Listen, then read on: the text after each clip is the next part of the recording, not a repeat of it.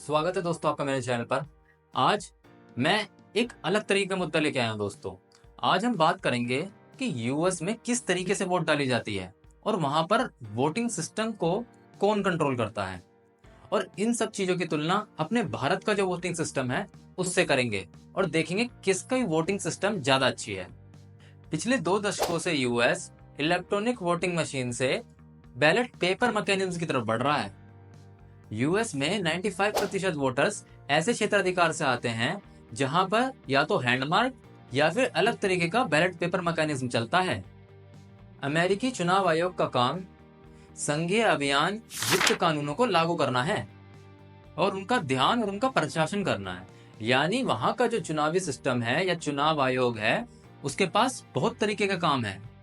वो सिर्फ भारत के चुनाव आयोग की तरह चुनाव से संबंधित कार्य नहीं करता है, वो अभियान में वित्त कानूनों को लागू भी करवाता है और उसका काम चुनाव करवाना भी होता है।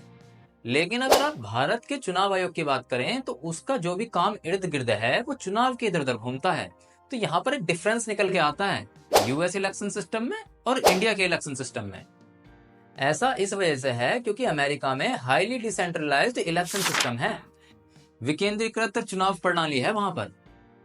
इसका मतलब यह हुआ दोस्तों कि वहां पर सेंटर का ज्यादा हस्तक्षेप ना होकर स्टेट लॉ के हिसाब से जो है आपके चुनाव प्रणाली होगी, या फिर चुनाव सिस्टम का जो रेगुलेशन होगा वो स्टेट लॉ के हिसाब से होगा। इसी चीज को डिसेंट्रलाइजेशन कहते हैं।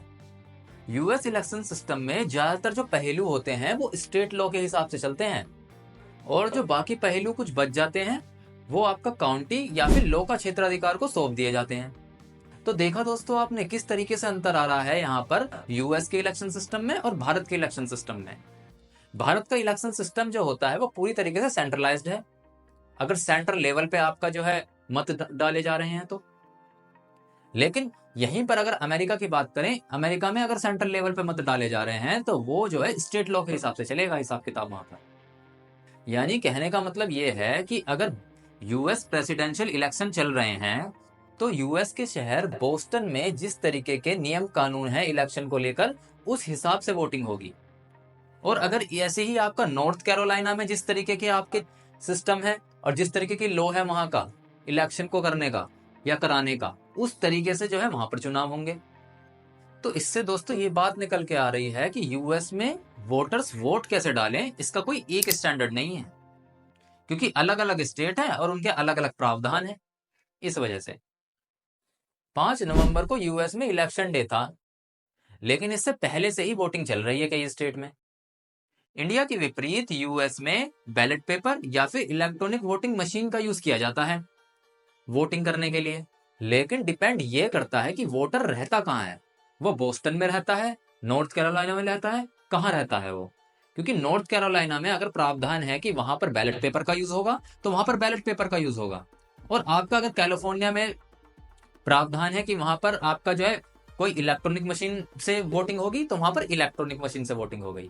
तो दोस्तों यहाँ पर आपको समझ में आ रहा होगा इस समय पर हैंडमार्क बैलेट पेपर जो है यूएस में सबसे ज्यादा प्रचलित है वोटिंग करने के लिए। According to the verified voting 69.9% ऐसे क्षेत्राधिकार से आते हैं यूएस के अंदर जो हैंडमार्क बैलेट पेपर का यूज करते हैं, और 25.9% वोटर ऐसे क्षेत्राधिकार से होते हैं जहां पर बैलेट पेपर तो है लेकिन by using BMD. BMD means दोस्तों बैलेट मार्किंग डिवाइस। ये भी दोस्तों एक तरीके का है तो बैलेट पेपर ही, लेकिन ये आपका डिजिटली बैलेट पेपर है। जो भी वोटर होता है वो वोट देता है तो उसका जो प्रिंट है रिकॉर्ड हो जाता है, तो इसको जो है बैलेट पेपर कहा जाता है बाय यूजिंग बीएमडी, या फिर इसको बीएमडी बोला जा सकता है। और जो एक हैंडमार्क बैलेट पेपर है जो कि सबसे ज्यादा प्रचलित है यूएस के अंदर, वो आपका सिंपल ठप्पे वाला हिसाब किताब होता है। तो दोस्तों ये चीज समझ लें कि बैलेट पेपर तो है लेकिन एक डिजिटली बैलेट पेपर है, एक आपका हैंडमार्क बैलेट पेपर है। और तीसरे नंबर पे जो प्रचलन है यूएस के अंदर है वो है डीआरई का, डायरेक्ट रिकॉर्डिंग इलेक्ट्रॉनिक्स डिवाइस का। भारत के अंदर जो ईवीएम सिस्टम है वो डीआरई की तरह है, यानी वहां का डीआरई और ईवीएम यहाँ का दोनों सेम चीज है।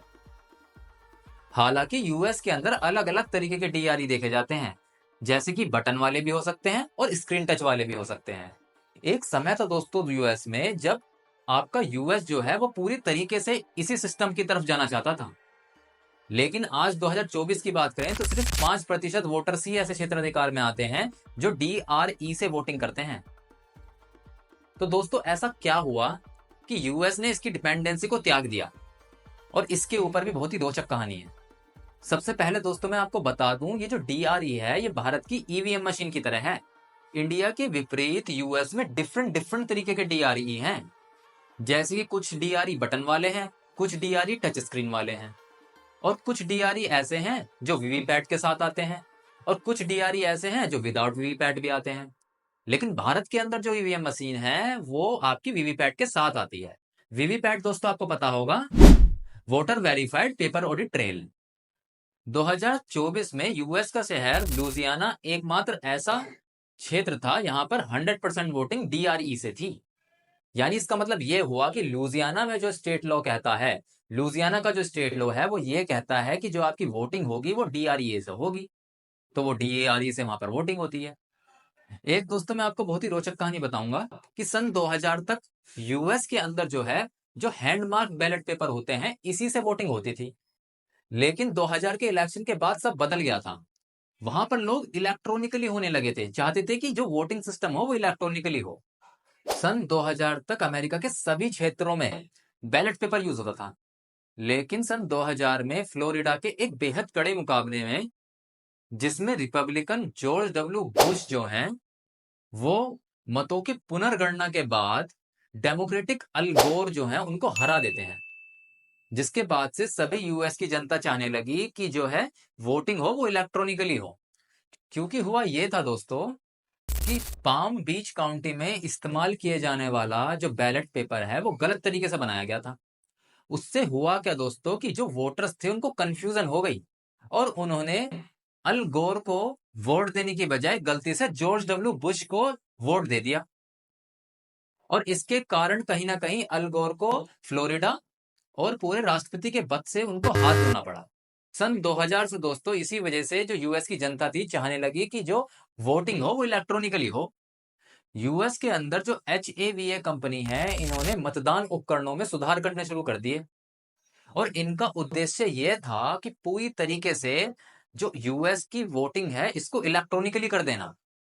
आपको मैं बता दूं कि 2006 में 41.9% क्षेत्राधिकार में DRE की पेशकश की गई थी, और 60% से अधिक क्षेत्राधिकार में विकल्प था DRE एक। लेकिन दोस्तों DRE कभी भी यूएस जनता का दिल नहीं जीत पाया, ना ही भरोसा जीत पाया। 2008 से ही DRE में कमी आने लगी, और यूएस की जनता कहीं ना कहीं चाहती थी कि जो इलेक्शन हो वो फिर से जो है बैलेट पेपर से ही हो। क्योंकि दोस्तों आपको पता है कि जितने भी इलेक्ट्रॉनिक डिवाइस हैं उसमें इनको ये डर लगने लगा कि कहीं ये हैकिंग तो नहीं होगी इसमें, या फिर विदेशियों का हस्तक्षेप तो नहीं होगा, खासकर रशिया का। तो इसके डर से इन्होंने कहीं ना कहीं फिर से जो है DRE को त्यागना शुरू कर दिया और बैलेट पेपर को फिर से लाना शुरू कर दिया। और यही कारण है कि आज के समय पर बैलेट पेपर 95% से अधिक क्षेत्राधिकार में आता है, और DRE का यूज ओनली 5% क्षेत्रों में रह गया है, जो कभी 42% चला गया था। और दोस्तों 2016 में ट्रंप और हिलेरी क्लिंटन के बीच में जो चुनाव हुआ था वहां पर बहुत ज्यादा आरोप लगे थे DRE के ऊपर। कहा गया था कि ये हैकिंग कर ली गई है, या फिर इस चुनाव में रशिया का हस्तक्षेप है। उसके बाद जितने भी इलेक्शन हुए उसमें ट्रंप ने कहीं ना कहीं रूसी हस्तक्षेप बताया, कहा कि चुनाव में रूसी हस्तक्षेप है, जिसके चलते DRE को और ज्यादा डिसलाइक करने लगे लोग बाग। और धीरे धीरे आते आते आज 2024 में बहुत ही कम ऐसे क्षेत्र हैं जहां पर DRE से वोटिंग होती है। और DRE दोस्तों मैं बता दूं एक ऐसा सिस्टम है जो भारत के अंदर EVM है, यानी उस चीज को यूएस त्याग चुका है जिसको हमने अभी अडॉप्ट किया है। अब हम बात करेंगे दोस्तों कि यूएस के अंदर जो वोट होते हैं वो कैसे काउंट होते हैं। जो हैंडमार्क बैलेट पेपर और जो BMD वाले बैलेट पेपर होते हैं इनको ऑप्टिकल स्कैनर के द्वारा गिना जाता है। दोस्तों ऑप्टिकल स्कैनर एक तरीके से उसी तरीके से हो गया जैसे बैंकों में मशीन जो है पैसे गिनती है, और गिनने के बाद उसको कंप्यूटर में सारणीबद्ध कर लिया जाता है। कंप्यूटर का काम यहाँ पर इसलिए दोस्तों लिया गया है ताकि जो मतदान प्रक्रिया है उसमें तेजी आ सके, ज्यादा डिले ना हो। बैलेट पेपर का तो यूज हो रहा है, लेकिन सन 2000 के मुकाबले अब बहुत ज्यादा कठोर मानदंड हो गए हैं, और बहुत ही मुश्किल होगा इस इलेक्शन के अंदर की कुछ गड़बड़ी हो पाए। हालांकि मतगणना और कंप्यूटर में सारणीबद्ध होने के बाद स्टेट के पास ऑडिट करने के लिए या कहीं सेल्फ ऑडिट करने के लिए अलग अलग समय अवधि होती है। आप इसको ऐसे समझें कि अगर आपका नॉर्थ कैरोलिना है, उसको अगर कोई डेट दे रखी है तो उस डेट में अपनी जो है बताएगा कि इतने हमारे मत आए हैं। अगर आपका बोस्टन है तो वो उस डेट में बताएगा, वो किसी और डेट में बताएगा कि इतने वोट आए हैं हमारे से। तो उनको जो है एक डेट दी जाती है, एक समय सीमा दे दी जाती है कि आप इसके अंदर अंदर जो है सेल्फ ऑडिट कर दें, बता दें कि कितनी गणना आई है मतों की। यूएस के अंदर ज्यादातर राज्यों के अंदर पुनर्गणना का भी प्रावधान है, लेकिन इस पुनर्गणना का जो आदेश है ये तभी दिया जाएगा दोस्तों जब दोनों उम्मीदवार के बीच में बहुत ही कम अंतर होगा, यानी मार्जिन ऑफ विक्ट्री जो है वो बहुत ही कम होगी अगर, तब जाके पुनर्गणना का आदेश दिया जाएगा। एंड में जाकर चुनाव अधिकारियों को जो ऑफिशियल गणना है उसका एक सर्टिफिकेट देना होता है और उसकी एक डेट दे दी जाती है। जैसे अगर आप इस केस में बात करें, अभी जो यूएस में जो चुनाव हुए थे इसमें वो डेट 11 दिसंबर है, यानी जो चुनाव अधिकारी होगा वो ऑफिशियल तौर पर ये बात कह देगा कि हाँ भाई ट्रंप जीत गए हैं और इतने इनको वोट मिले हैं। तब तक जितनी भी वोटिंग है उसको ऑफिशियली नहीं माना जाएगा, हालांकि उसमें कोई अंतर नहीं होता है। लेकिन एक जो आपका इन्होंने सिस्टम बना दिया है वो ये है कि जब तक वो आपका चुनाव अधिकारी वो ऑफिशियल सर्टिफिकेट नहीं देता अपनी गणनाओं का, तब तक उसको ऑफिशियल नहीं माना जाएगा। तो जो वो डेट है ऑफिशियल सर्टिफिकेट देने की चुनाव अधिकारियों के द्वारा वो 11 दिसंबर है। तो दोस्तों मैंने आपको बता दिया कि यूएस के अंदर किस तरीके से इलेक्शन होते हैं। अब आप मुझको एक बात बताइए कि क्या जो यूएस में सिस्टम है वो भारत के जो सिस्टम है इलेक्शन का उससे बेटर है या फिर उससे खराब है? क्या भारत को भी वापस बैलेट पेपर पर चले जाना चाहिए, ईवीएम की जगह पर? आपकी इस बारे में क्या जानकारी है, आप मुझे बताइए और मेरे से साझा कीजिए। अभी के लिए मैं चलता हूँ। मेरा चैनल अगर पसंद आता है तो प्लीज लाइक कीजिए, सब्सक्राइब कीजिए, शेयर कीजिए। बहुत बहुत धन्यवाद।